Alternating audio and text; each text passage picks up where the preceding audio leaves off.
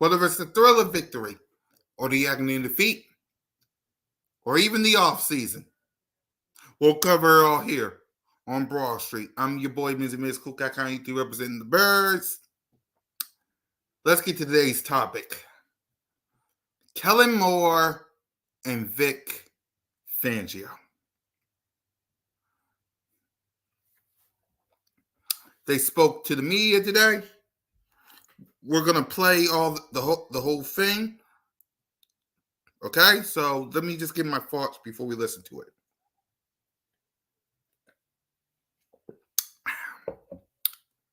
I love what I'm hearing. I love what I'm hearing. Now, we'll have to wait and see in 120 days how all this pans out, because talk is cheap. I like what I'm hearing. Eagles Nation loves what they're hearing when it comes to Vic Fangio and Kellen Moore. Let's see how all this pans out in September 6th, when we face the Green Bay Packers in Brazil. But right now in May, I love what I'm hearing from Kellen Moore. What I'm going to do before we listen to him is I'm going to read what he had press conference. Okay? I'm going to read what he had to say. Let's see. He said, new offensive coordinator said he will bring motion and pre-snap motion to the Eagles offense and wants to show the defense different alignments and different looks at the same time. Okay? Certainly the shift in motion aspect of it probably goes back to how I grew up around the game with my dad. And being a high school coach and being a college at Boise State, we kind of use it a lot. It always kind of stuck with me. There's obviously advantage to it. There's some things that you try to gather information for the defense, and there's other times that you simply stress in the defense. So I think there's those two elements. Ultimately, you're trying to build packages to create things so that the run and the action game and the drop packs game, so there's alignment and similarities to the, But I like what I'm hearing. I love what I'm hearing from Vic Fangio. Now, I love what I hear from both. Now, granted, Cowboy fans, the straight rats, like Boss Cowboy is going to say, we're going to hate Kellen Moore in November. Some say August, October. It's a wait and see for me. What's up, Daniel? What's up, Rock the Artist? Okay, so what we're going to do, we're going to listen to both, and we'll give our thoughts on what he had to say. Okay? So while I set this up,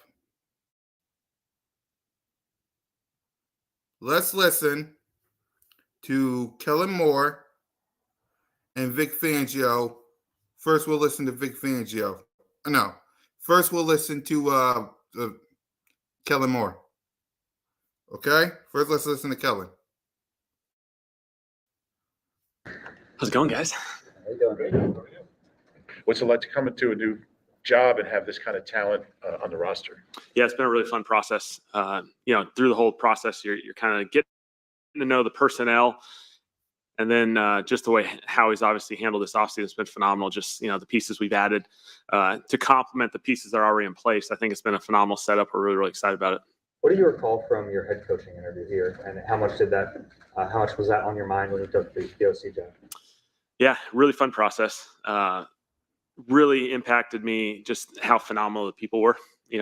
Fortunate to get to know, Mr. Lurie, Howie, the whole crew. They had a really long, thorough process. It was really impressive. And so obviously those relationships and those conversations extended beyond just that, that day or two. And so, obviously those things, I think have led us hopefully to something where we've had an opportunity to come here and team up with these guys. Let me stop right there real quick.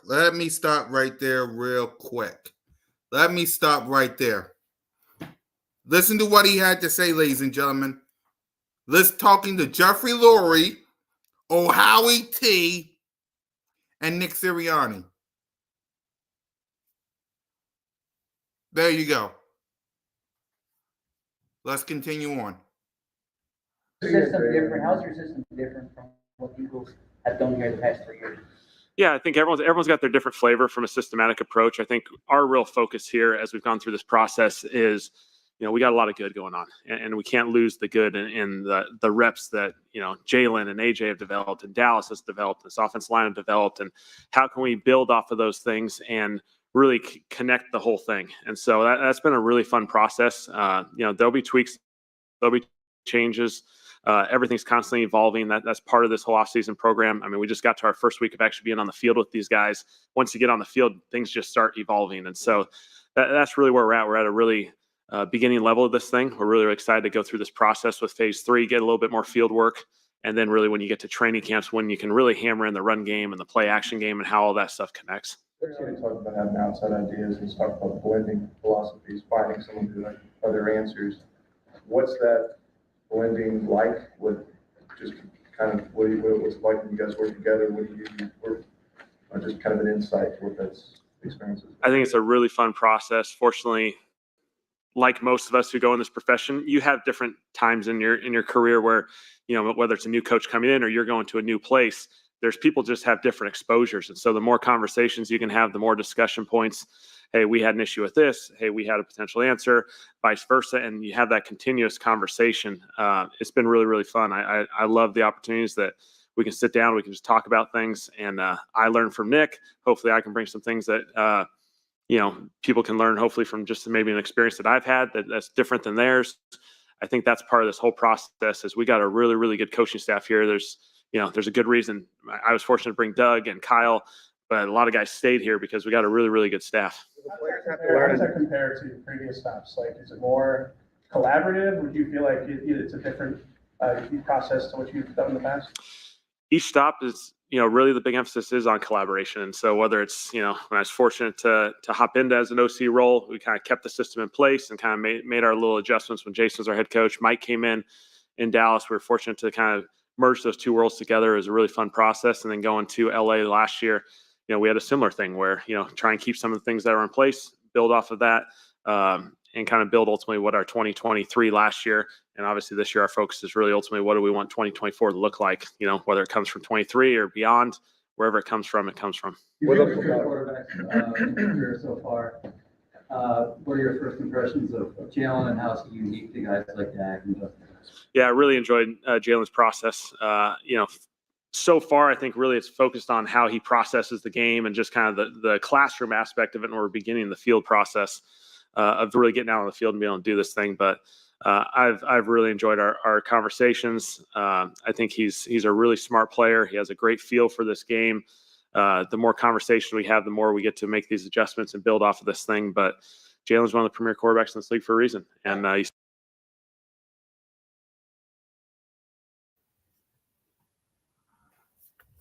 Jalen's the premier quarterback of this league. Enough said. Continue. see it, on film previously, but obviously getting on the field now, you're certainly seeing it. How different will Doug and Kyle? It seems like an apparent focus on quarterbacks and your choice there, if that's true. I mean, what do you guys feel needs to be accomplished there? What do you bring differently in terms of quarterbacks and your approach? What needs to happen? I think anytime the quarterback room, you always have to be conscious of how many voices are with the quarterback. And so I'm fortunate I've been around Doug for a number of years, really since he joined our staff in Dallas in 2018, but in 2020, he became the quarterback coach. And so we've kind of done this thing together for a number of years now. And, we kind of complement each other and certainly personalities and the way we coach. And so we can kind of play off each other, feed off each other really, really well. He does a phenomenal job with the details and the fundamentals just of playing the quarterback position. And he does a great job with that. I think the more you're around him, you see him out on the field, the drill work and all the things that he does to tie the pass game together for the quarterback is huge. And it allows me to kind of stay in the scheme aspect of this thing to be a little bit more on the philosophical side, while still being, will overlap. And I think that's a critical aspect of this thing. With Kellen, with Jalen, what's the different will it be? How different will it be having a quarterback like Jalen who is such a threat in the run game as opposed to like the other quarterbacks that you've had in the past? Certainly, what Jalen's done in the run game is there's a handful of guys who can do this in this league, and so it's certainly a really advantageous thing that we can continue to utilize, and certainly we will. And so You heard it's a that? process that I've enjoyed, just better learning about how we've been able to use him, and then exploring some other ways as we continue to grow this thing, how we can continue to build off of that. And so it's something that Jalen's done a phenomenal job with, and we'll obviously continue to embrace. You heard that? In other words, to all you haters, doubts, and critics, my boy's still going to use his legs. But when it comes to that throwing the ball, please, Jalen freaking Hurts. Let's continue. Listen, I love what I'm hearing, y'all. I love what I'm hearing from Kellen Moore. Now, granted, we'll see how the season starts before we make our final judgment.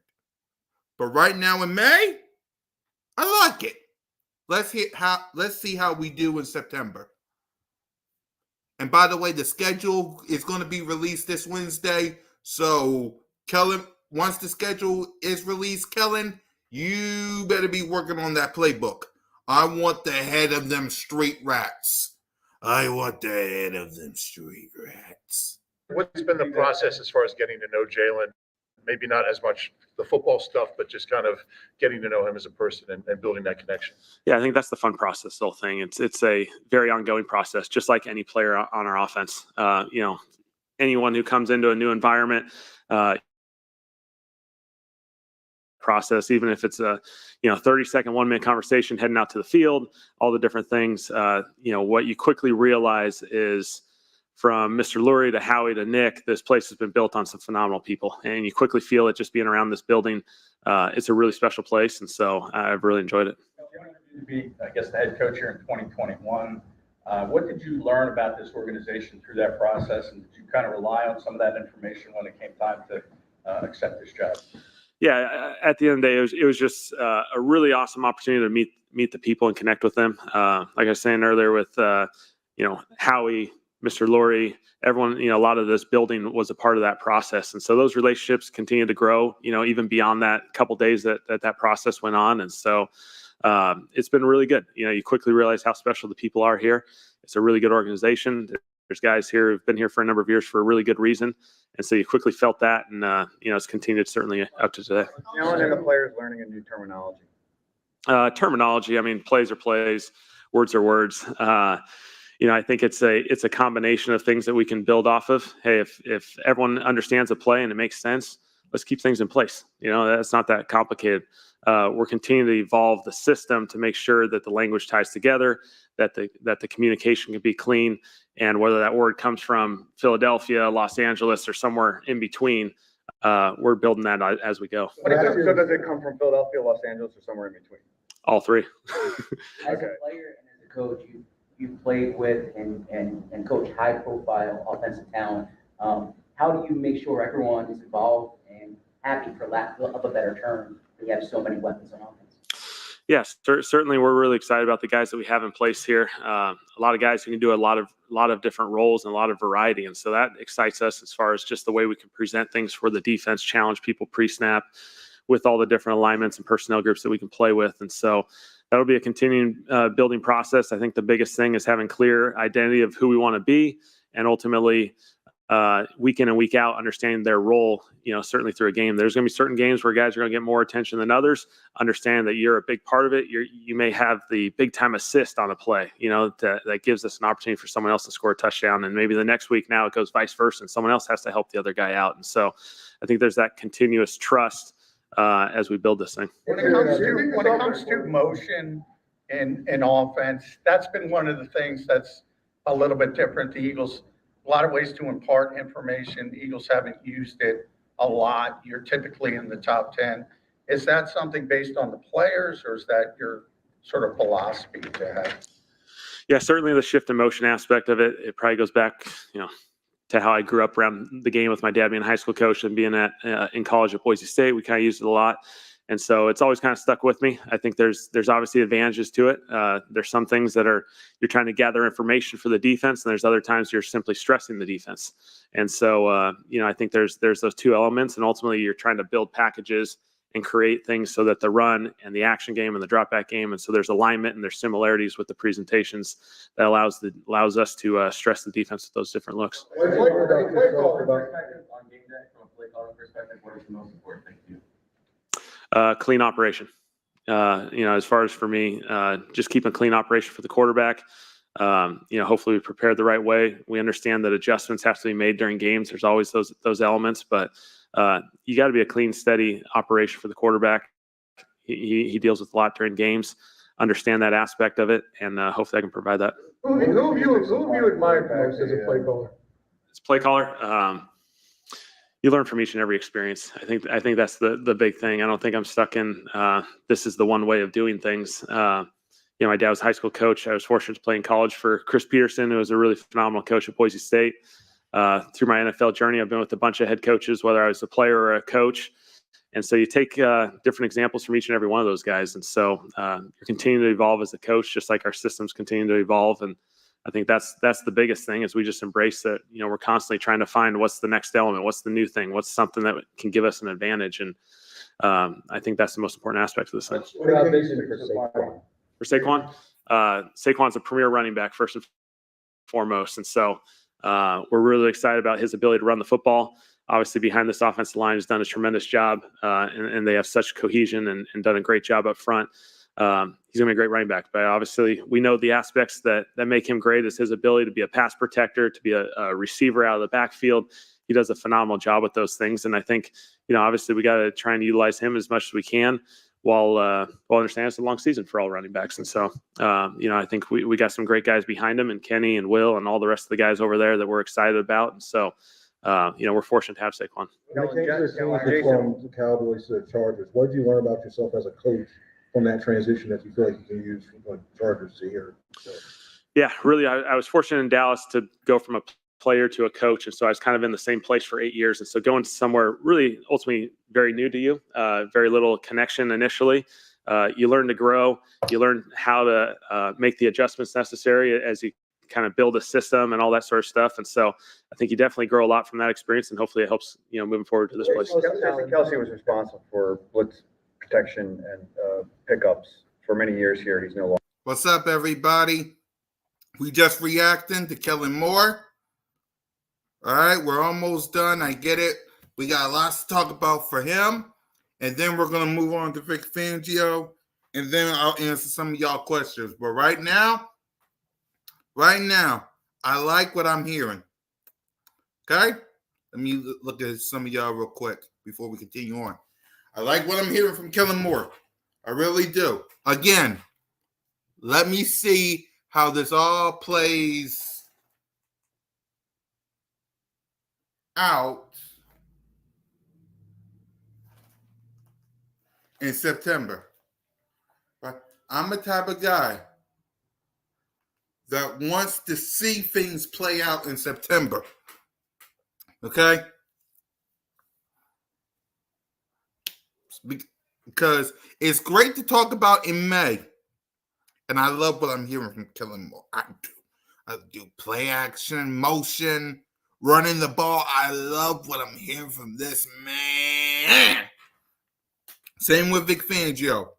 But I need to see it when we get on that field versus the Green Bay Packers.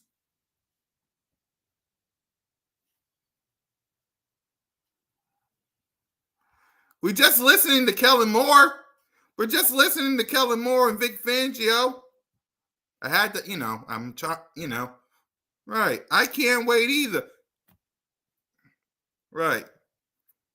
I ain't trying to be on Cool Cat Mitch with MK Mitchkowski, and then I'm screaming, run the ball, and we don't do it. I ain't trying to be cowboy-ish. I ain't trying to be like these people. Run Paulo here, because we've been throwing the ball a lot. Oh, shit! Dad! No! It's over! It's over! This game is over! Cut it off! It's over! Fuck. Congratulations, Green Bay! Congratulations, Green Bay! Congratulations, Green Bay! I said run the ball. Congratulations, Green Bay! Dak Prescott, you need to be fired today!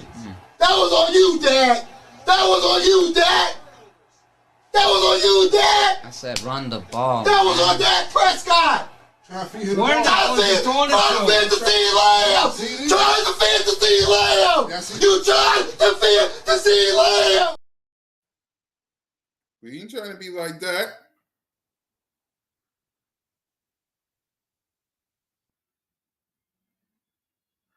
We is not trying to be like that, ladies and gentlemen. Right.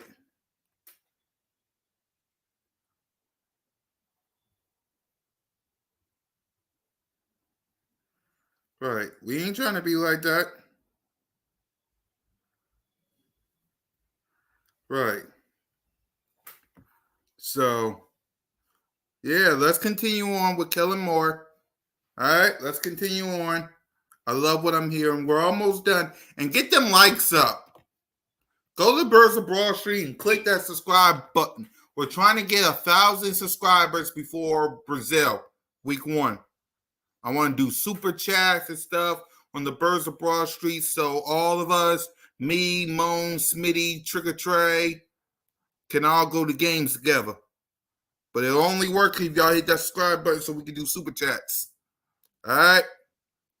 Let's continue on with Kellen Moore. All right? I love what I'm hearing. I love what I'm hearing. Longer here, obviously. Do you anticipate Cam Jurgens will assume that role? Yeah, I think it's a similar process as far as Cam, but obviously you're continuing to evolve that system. I think the biggest thing is that'll take the whole offseason and even through the season is continuing to utilize the offensive line has a great perspective, the quarterback has a great perspective, and ultimately those guys have to be aligned and on the same page. And so really excited about just getting on the field with these guys and really building that system and understand what tools we have in the toolbox, continue to have those conversations where we can have the answers necessary to handle the different challenges that defenses present. What are the most challenging? What are the keys to supplying quarterbacks answers against pressure?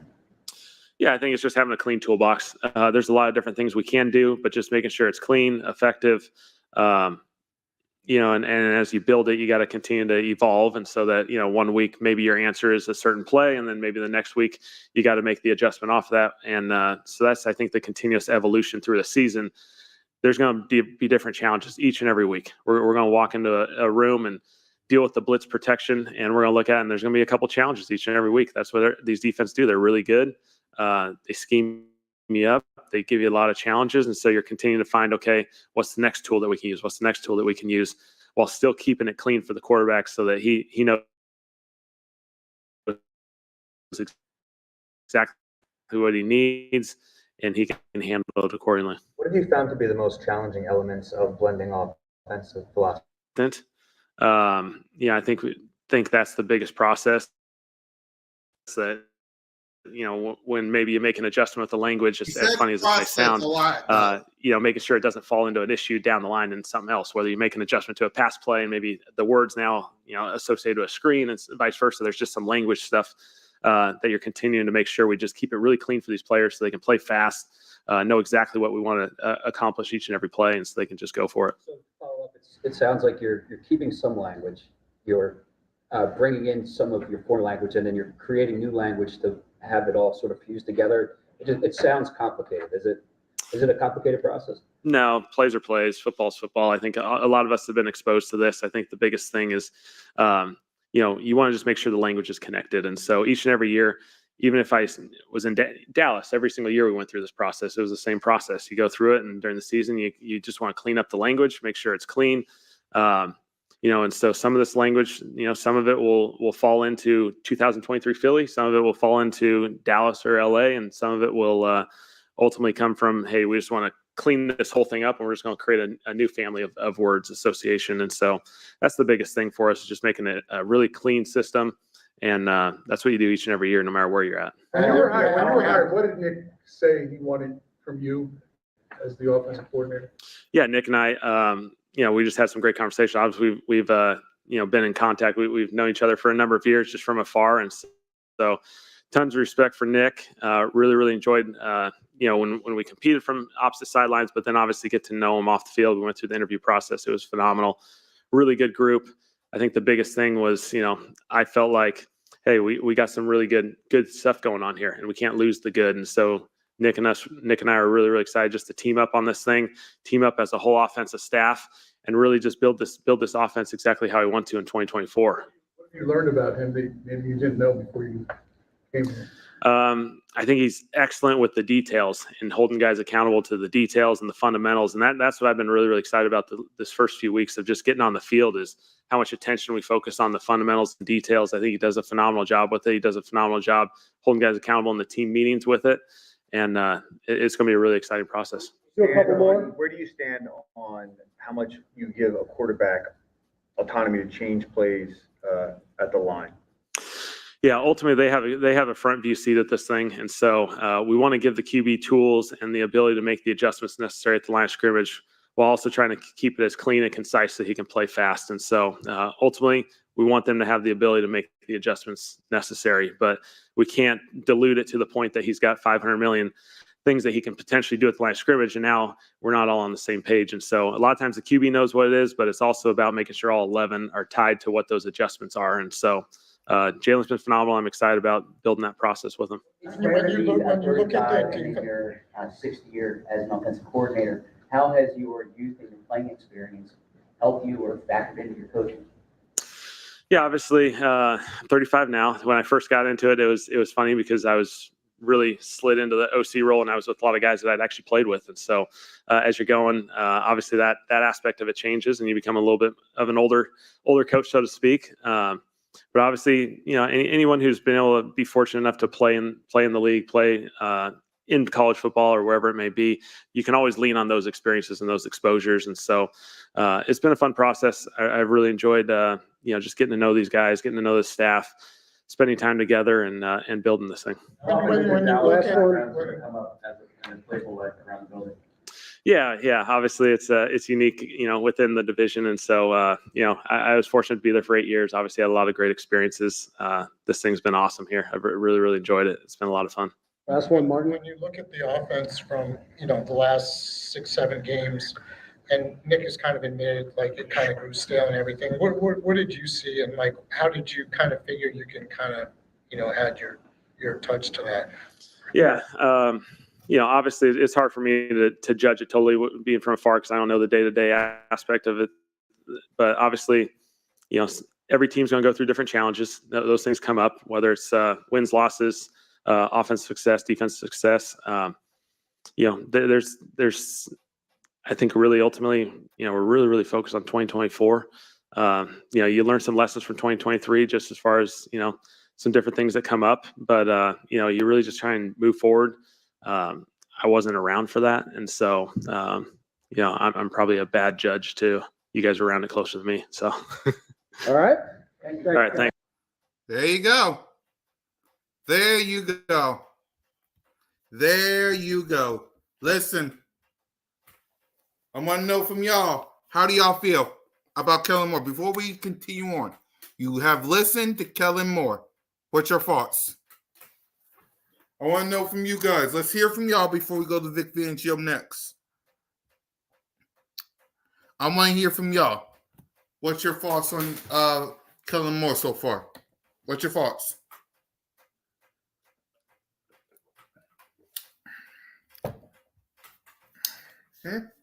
What's your thoughts?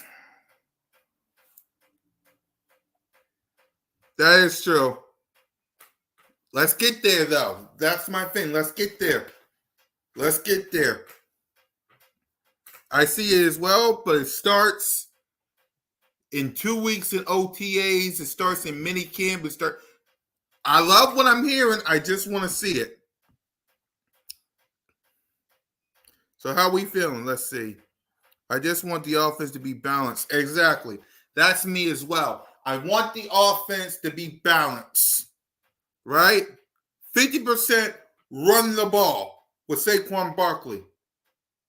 With Will Shepley. and Jalen freaking Hurts. And of course, throw that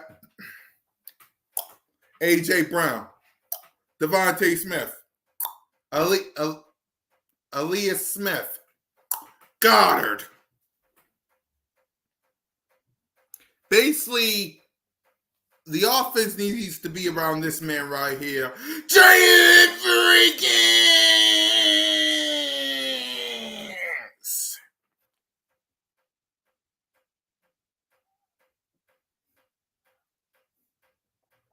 Hopefully, that's what they're going to do in OTAs. I'm hoping. I'm confident in Kellen Moore. We'll see in September if he's exactly. That's me. That's me. I want to see in September. We're 120 days till we face the Green Bay Packers. This Wednesday, we'll know who we'll face weeks 2 to 17 and where we get the bye week.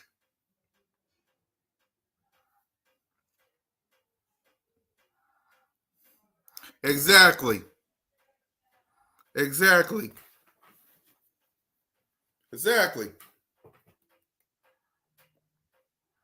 You got Jalen freaking Hurts, Saquon Barkley, Devontae Smith, A.J. Brown, Dallas Goedert, the best offensive line in the game under Jeff Stoutland University.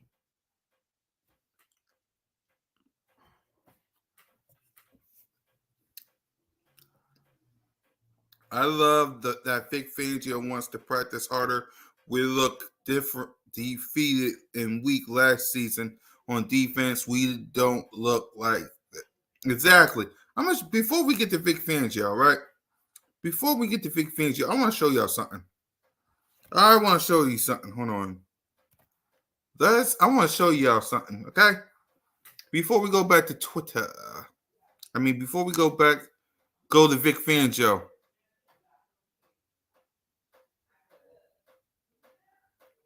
Okay? Let me show y'all something. And y'all tell me that my team ain't having fun. I think I saw something. Hold on. Let me see if I can find both these clips. Let me see. Let me find out. Molly Moan. Let me find out.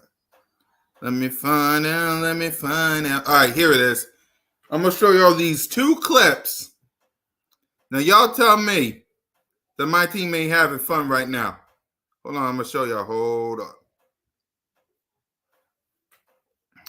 Before we get to Vic Fangio, tell me my team ain't having fun right now.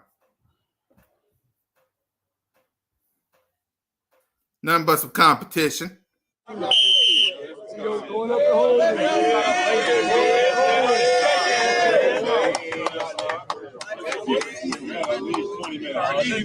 Oh, here we go.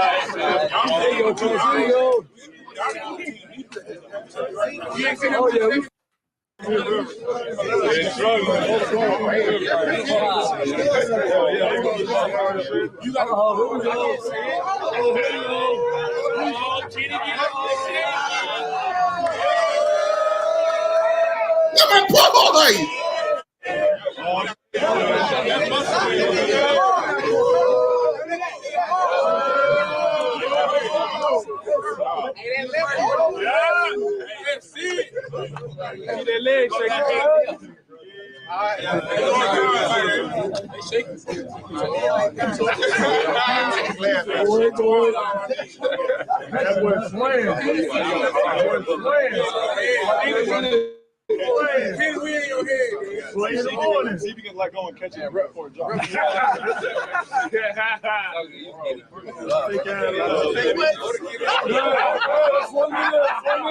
minute. Hey, rep.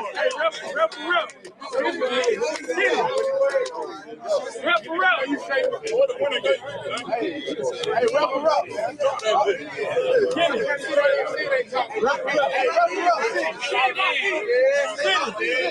Go ahead, talk, Kenny. Let's not play it. Let's go lock it in. Yeah. City, all right? Minute and a half. Here we go. Uh-oh. They go grab no round now. Not you anymore. Here we go. That left hand. You live in the left hand. That left hand.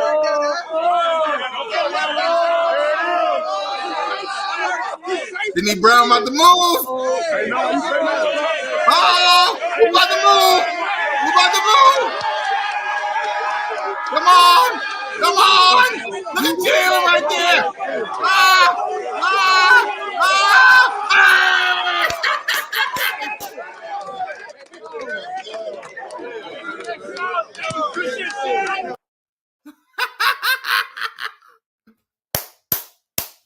Woo!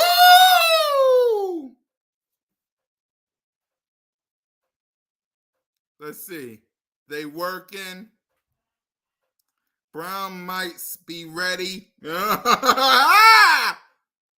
Yes, even Gannon had our defense playing hard.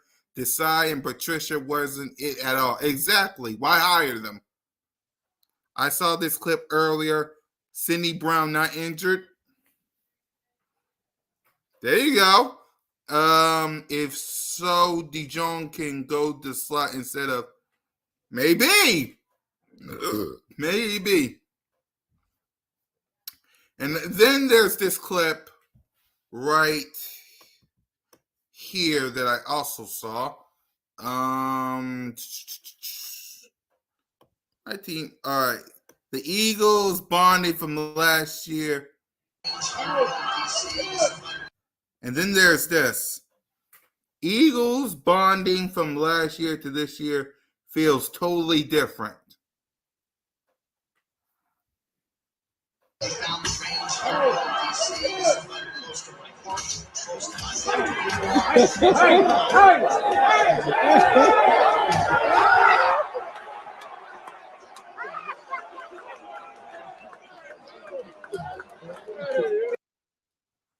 One more time. Is that Nick Sirianni right there, too? What's that? Little coach.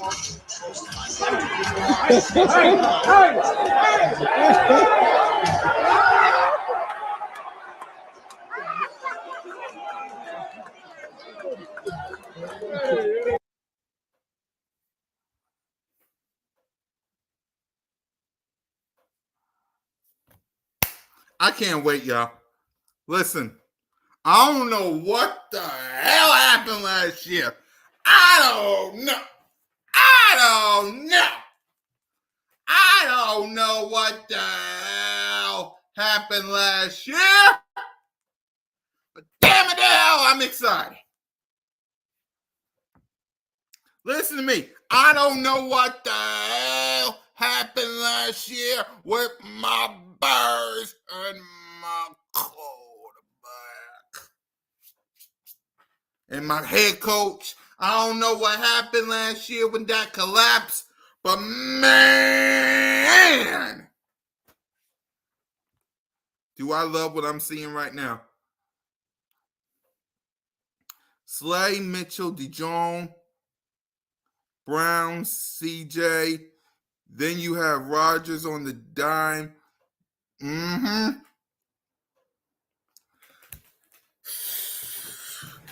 I shouldn't be excited, y'all. I really shouldn't, right? I really shouldn't be excited. I really shouldn't. But man! After what I'm hearing from Kellen Moore, after what I'm hearing from Vic Fangio, I'm loving what I'm hearing. I don't know about y'all. I love what I'm hearing. I love what I'm hearing. Now put it into motion week 1. I want them Dallas Cowboys on a platter the second I see them.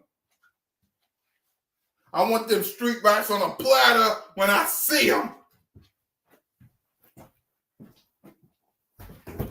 I love what I'm seeing, y'all. I love what I'm seeing. I love what I'm hearing. I love when I love it. I love it. I love it. I love it. I love it. I love it.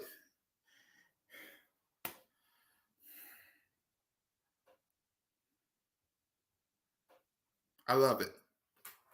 I love what I'm hearing and I love what I'm seeing. Schedule can't come out quick enough. We know about Green Bay. I want to know everybody else. I want to know about everybody else. Schedule can't come quick enough.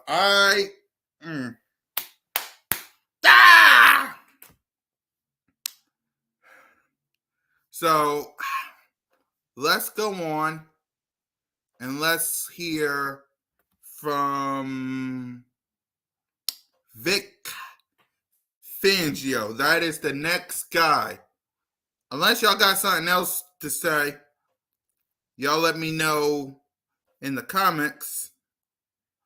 Right? Y'all let me know in the comments if you got something else to say.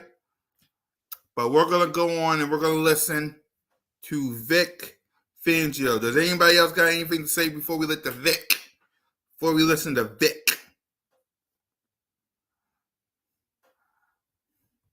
By the way, please, listen, y'all. This only works because of you. Hit that subscribe button. Hit that notification bell. Like, subscribe, comment to the Birds Brosser YouTube channel. Please, let's get to 1,000 subs before week 1. Get Blank in the weight room. Exactly. So let's go on and let's listen to Vic Fangio, the next guy. All right, let me put this up. Vic Fangio is next to speak. Here we go. Yeah, I didn't know you guys can afford a nice phone like that. Hey, put that down. All right, who's first? Unless you want a filibuster to begin with. What do you got? Nothing. Go ahead. So why Philly? Why decided to come here? Well, it was exactly 40 years ago when I started my pro coaching career across the street at Veterans Stadium. And thought it'd be cool to hopefully end it here. So 40 years later, here I am. And a lot of things change and a lot of things don't, you know.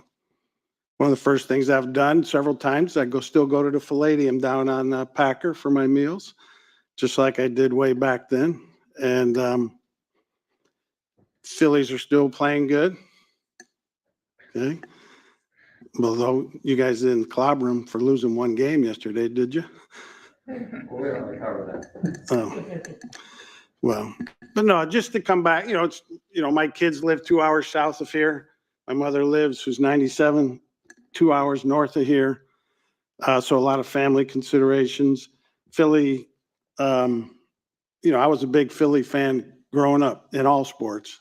So it was a thrill for me to go to work every day at Veterans Stadium 40 years ago because I used to go to games there all the time. And now it's a good thrill to come back 40 years later and hopefully finish it out here. So you expect this to be your last stop? I would think so, but as we all know in this business, nothing's guaranteed. Is this your expectation to come back here when you left Miami? Did you kind of see this as an opportunity, and is that why you left Miami to come here? Basically, yes. So 38 years ago, when you were here a couple of years ago, what were your responsibilities when you were?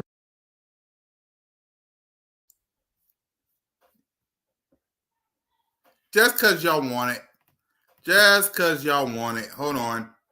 Opportunity. Pardon me for a these second. young people, whether it's the draft, coming in here without having, which we've done at times in the past when we obviously brought in a Cooks and we bring in a Gilmore. It makes it hard for some of these guys to come in and play and beat those guys out. Obviously, there's going to be some opportunity. And, we do have some guys who didn't play for us last year. An Overshown, a John Stevens, who was on his way to making this team before he tore his ACL. You have a Diggs who you didn't get to play. You didn't see play but a couple of games last year, so we're going to have him back. So there's a lot of different moving parts that we didn't have that were a part of this team in addition to the draft. And, of course, when we make these draft picks, they're going to And of course, your favorite. Run Paulo here, because we've been throwing the ball a lot. Oh, shit! Dad! No! It's over! It's over! This game is over! Cut it off, it's over! Fuck. Congratulations, Green Bay. Congratulations, Green Bay. Congratulations, Green Bay. I said run the ball. Congratulations, Green Bay. Dak Prescott, you need to be fired today. That was on you, Dad. That was on you, Dad. That was on you, Dad. I said run the ball. That was on Dak Prescott. Trying to feed the CD Lamb. Trying to feed the CD Lamb. You trying to feed the CD Lamb. There you go. There you go. All right, let's get back to Vic Fangio. Oh, in 22? Yeah.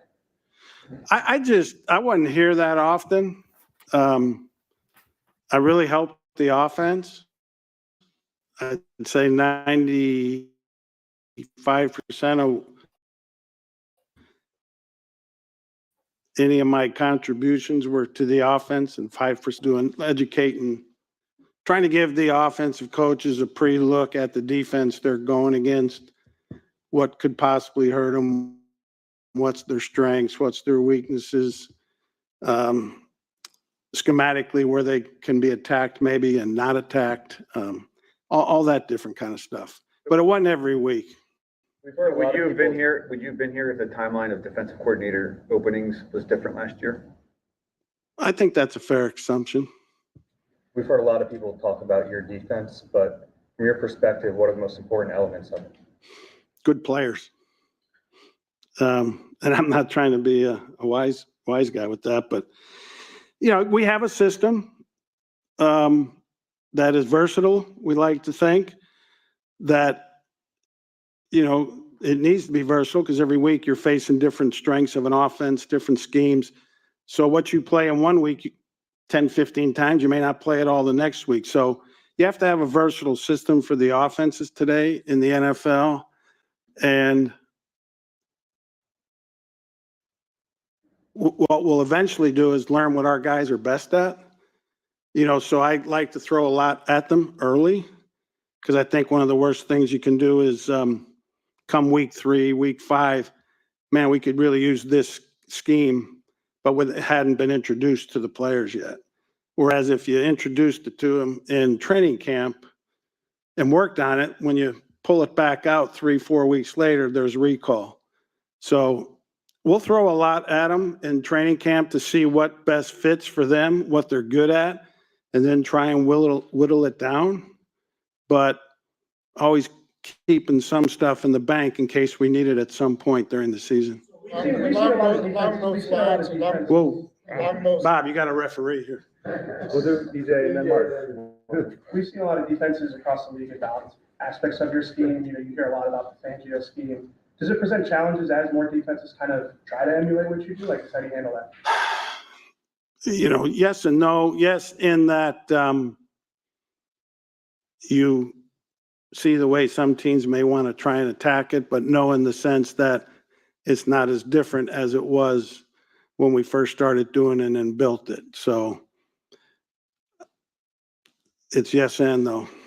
So along the lines of getting good players and everything, like how much of an influence or a factor were you in the players, they acquired during the offseason, whether it was like the free agent guys, the guys that drafted Quignon and Cooper, stuff like that? Yeah, Howie asked me to watch several players. I gave him my opinion, and then he took it from there. When it comes to versatile players, like Cooper, a lot of people projected him at different spots around the league. What's your philosophy? I agree. As far as how you I agree. Out like that? Please give our starters playing time in the preseason. Yeah, there's a lot of players that physically are capable of being versatile. Agree.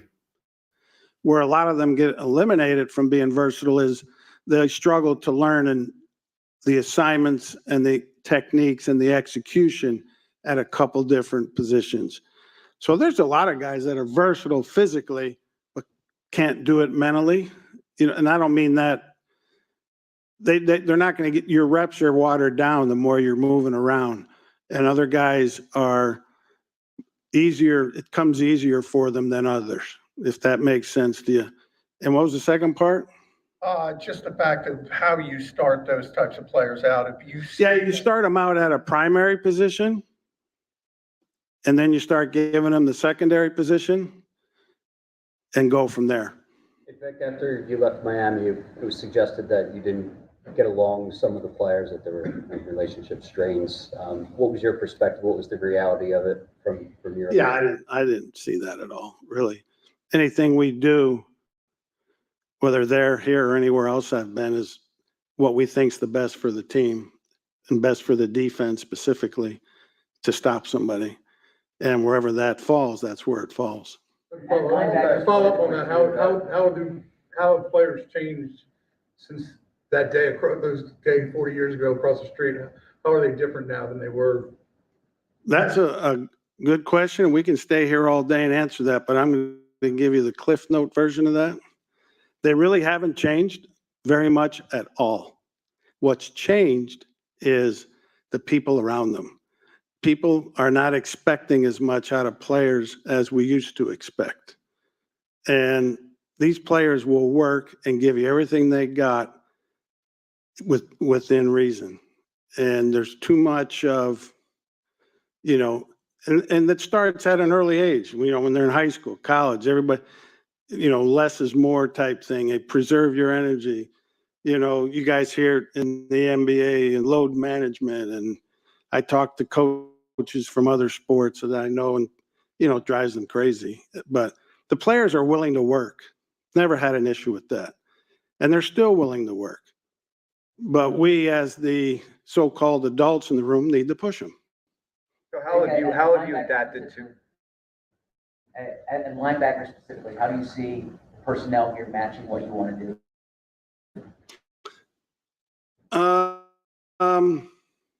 Well, when you say linebacker, I think inside.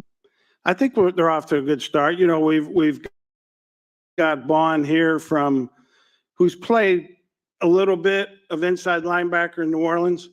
He really didn't play a whole lot of defense there, but he was inside some, more outside. We think he can play inside, and I have not seen anything so far that says otherwise. Obviously, we got Devin here from Tampa. You guys are well aware of him. He had a great career going, had a down year last year for whatever reason. We hope to get him back to where he was. N'Kobe's on the mend from his injuries last year. Who am I forgetting here? Keep going. There's Trotters. Yeah, Trotter's got to come in and join the fray, and let's see what he has.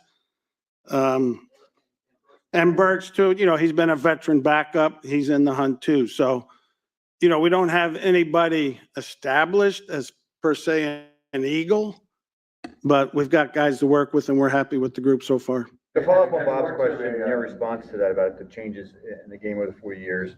So how have you found that you have had to adapt to the limited schedule? And in fact, from here, the Eagles probably practice as few as any team, least amount maybe last year as any team in the NFL. How will you adapt to that?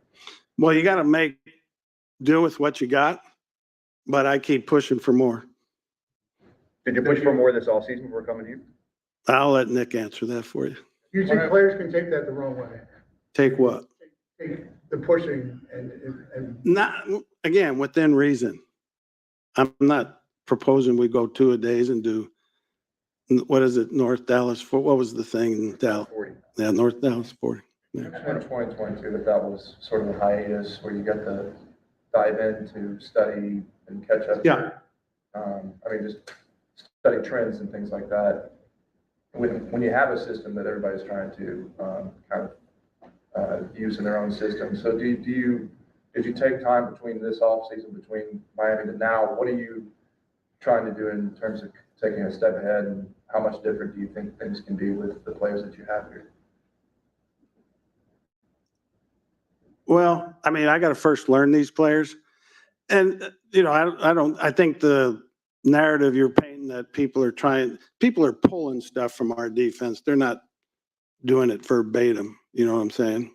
Mostly. But No, I've been super busy since I came here. Anytime you go somewhere and it's your first off season with a new staff, new players, adapting to everything, you're super busy. And yeah, I study film. I mean, I take a couple defenses every year and break them down around the league and, see if I can learn something. I don't know if I'm answering your question. And with the Eagles hadn't picked a cornerback in a long time, how much was your voice in that? And for a guy like Quignon, how does his skill set help you what you can do with your secondary? Yeah, he's obviously got good movement. He's got good size for a corner. He's going to have to adapt to the NFL game, covering NFL receivers, NFL schemes in the passing game. There's a lot to learn. But we think he's the right guy, emotionally and mentally to do that. And hopefully he'll pay dividends quickly rather than later, but he's going to be one of the many competing.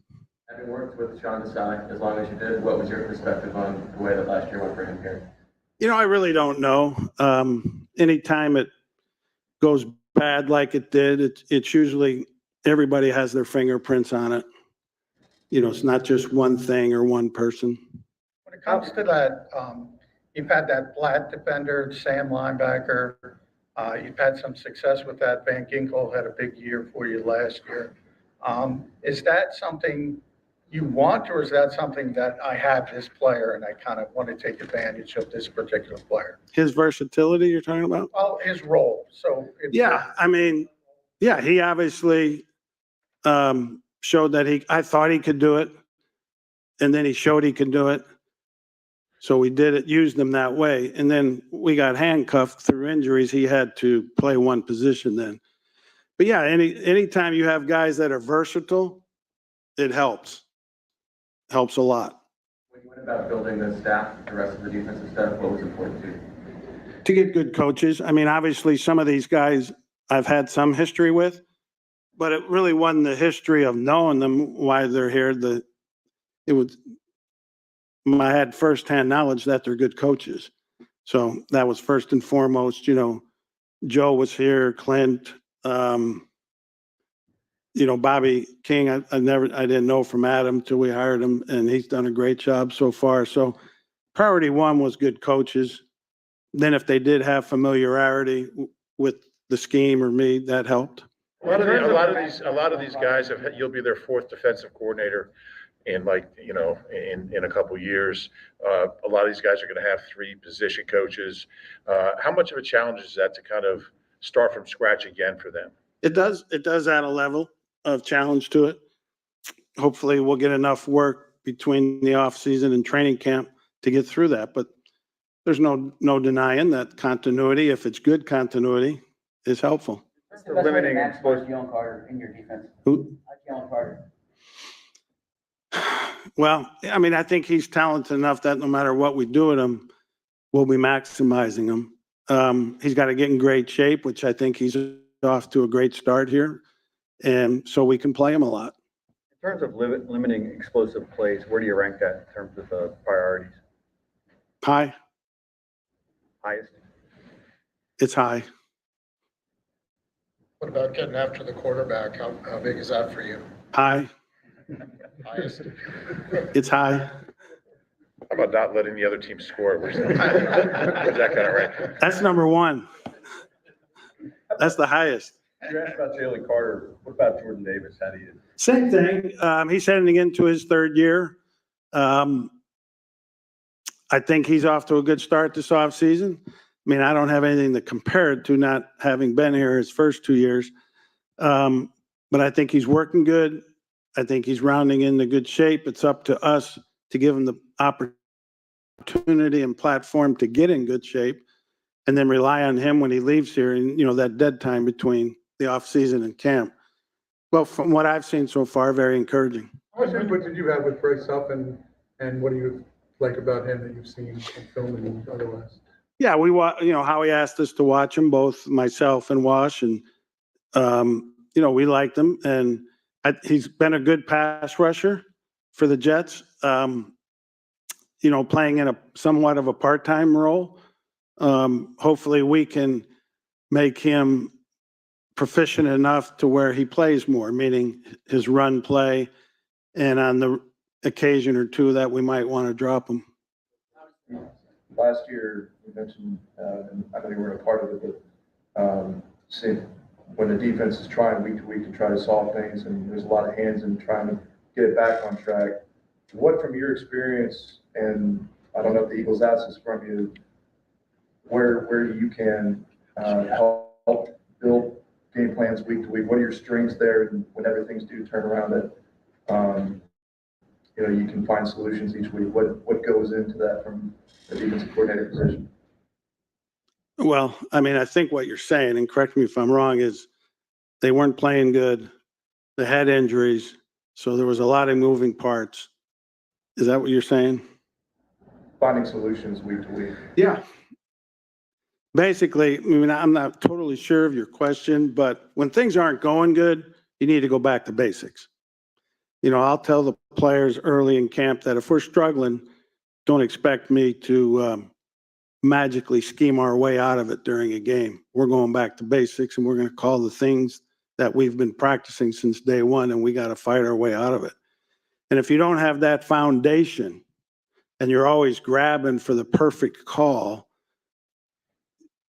you'll be okay for a little bit, but eventually you're going to get gashed. You said We'll do a couple more, dropping please, couple more. in the coverage on occasion. What's that? On dropping on the coverage on occasion for the edge rushers. Mhm. What's your view on how you want to use the edge rushers in coverage? They will occasionally drop, yes. I think your passion for baseball is pretty. What's that? Known, but just the Cliff Notes version. How do you, I'm a football coach, and not take your career to the baseball side of things? Oh, I don't know. It's a good question. I had a great high school coach. When he retired, he was the second winningest coach in the state of Pennsylvania, Jack Henses, and played for him. And I kind of caught the bug from him for football, because coaching in football has more of an impact on the game than baseball does in most other sports. There's no other sport where you huddle up. Now I know there's no huddles, but you're making a call every single time. So you have an important impact. And you play one game a week, so there's a lot of practice, a lot of teaching. I enjoy practice. I enjoy teaching. Coaching in football is different than baseball for sure. It's 160. I used to say before they went to 17 games, every one of our games was worth 10 in Major League Baseball, because we had 16, they had 162. So when we lost 2 in a row, that was like losing 20 in a row in baseball. And, that kind of paints a good picture for people that don't realize that. It's just like with the Phillies here, he's letting Castellanos fight his way out of a slump. You can't do that here. And they wouldn't do that if they were in the playoffs either. They got 162 games. We'll wrap it up with Bo, and then we got Kellen here. I think people would look at you and Nick and think that you have kind of different personalities from the outside. How has it been working with him every day so far? Good. No issue. I don't know why they would think that, but. Good. All right. Thank you. All right.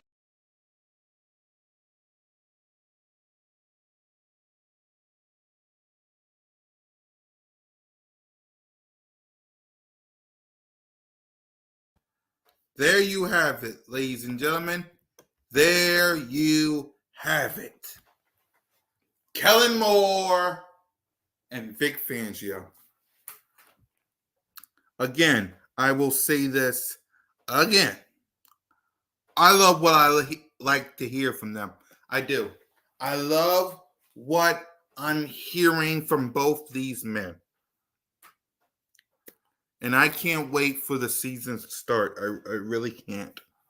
I really cannot wait. I am counting down the days, man. And again, all of this sounds great in May. All of this will sound great in June. All this will sound great in June. All this will sound great in July and August in training camp. all of this will sound great in preseason. And all of this will sound great before week 1 against the Packers. When you fly on down to Brazil week 1 and you face the Green Bay Packers, what you're saying, put it on the field.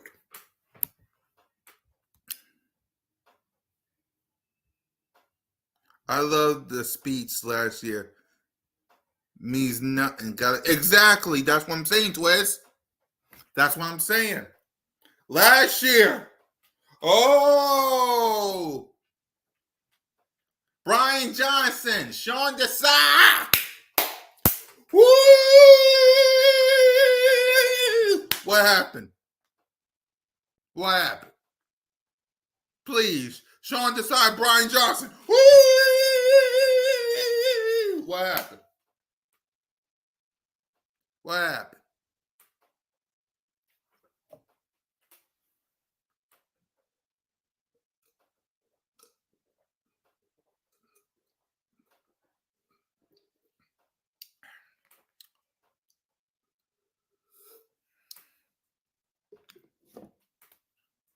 What happened, huh?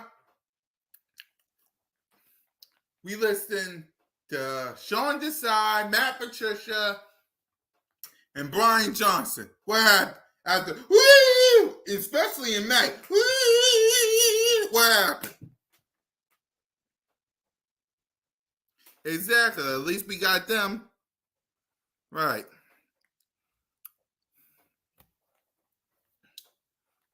Because again, like I said, I want to see it in the field.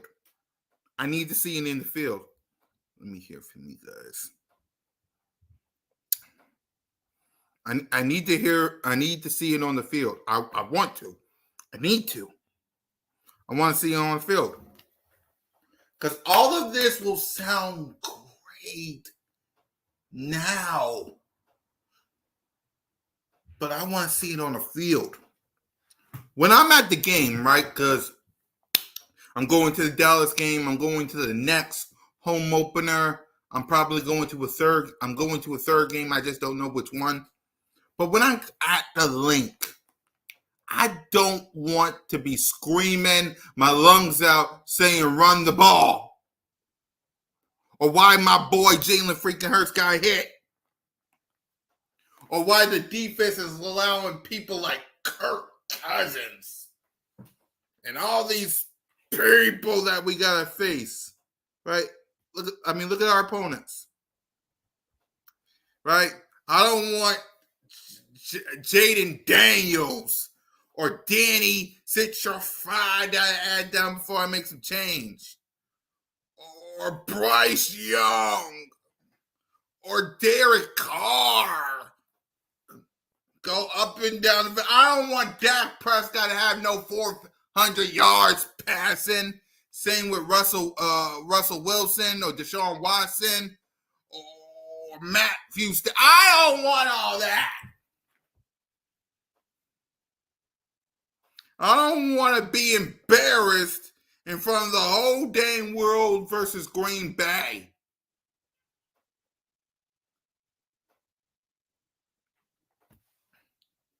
I don't. I want dub. Unlike last year where we had that number 1 seed and we had the NFC East. Hell, we even had the 2 seed, right? We even had the 2 seed. Dropped it. I want some domination from this team.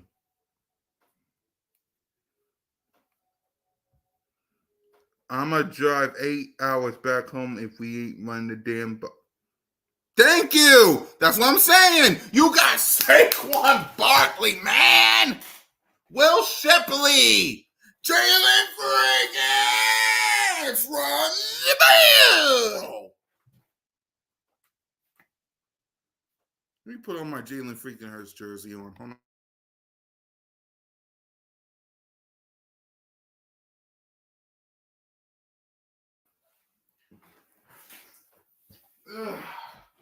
Run the ball, man.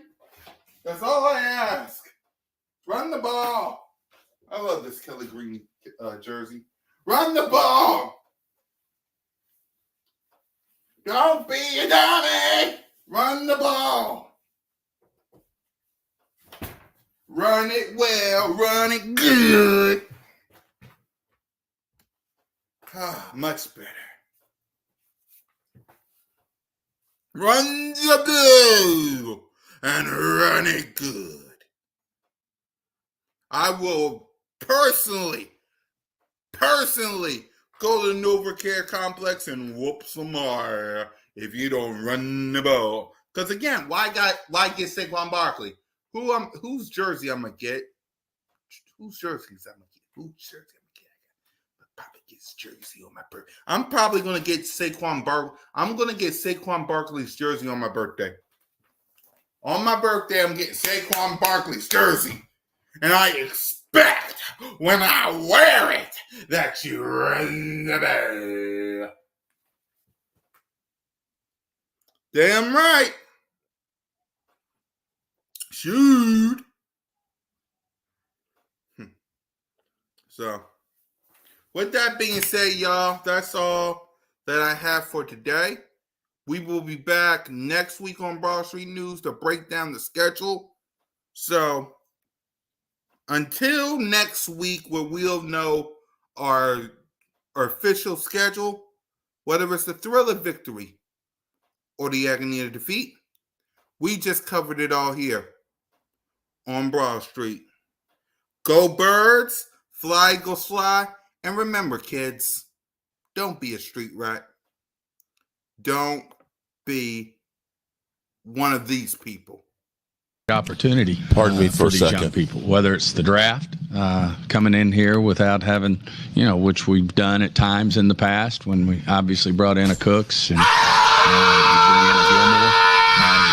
it makes it hard for some of these guys to come in and play and beat those guys out. Obviously, there's going to be some opportunities. And, we do have some guys who didn't play for us last year. An Overshown, a John Stevens, who was on his way to making this team before he tore his ACL. You have a Diggs who you didn't get to play. You didn't see play but a couple of games last year, so we're going to have him back. There's a lot of different moving parts that we didn't have that were a part of this team in addition to the draft. And, of course, when we make these draft picks, they're going to Run Paulo here, because we've been throwing the ball a lot. Oh, shit! Dad! No! It's over! It's over! This game is over! Cut it off! It's over! Fuck. Congratulations, Green Bay. Congratulations, Green Bay. Congratulations, Green Bay. I said run the ball. Congratulations, Green Bay. Dak Prescott, you need to be fired today. That was on you, Dak. That was on you, Dak. That was on you, Dak. I said run the ball. That was on Dak Prescott. Trying to defend the CeeDee Lamb. Trying to defend the CeeDee Lamb. You trying to defend the CeeDee Lamb.